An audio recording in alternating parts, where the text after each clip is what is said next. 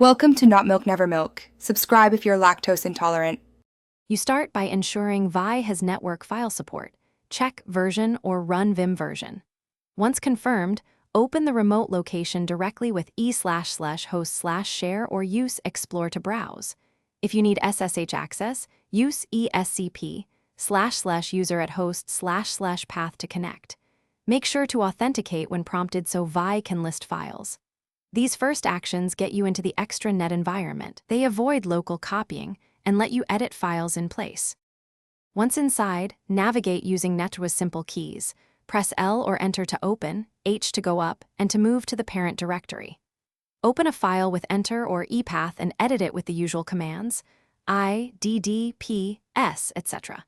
When you save with W, Netra handles temporary caching and writes back to the remote location.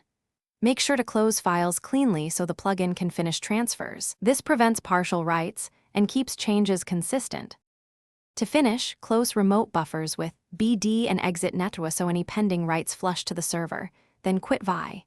If you encounter permission errors or failed writes, confirm SSH keys or credentials and verify remote file permissions.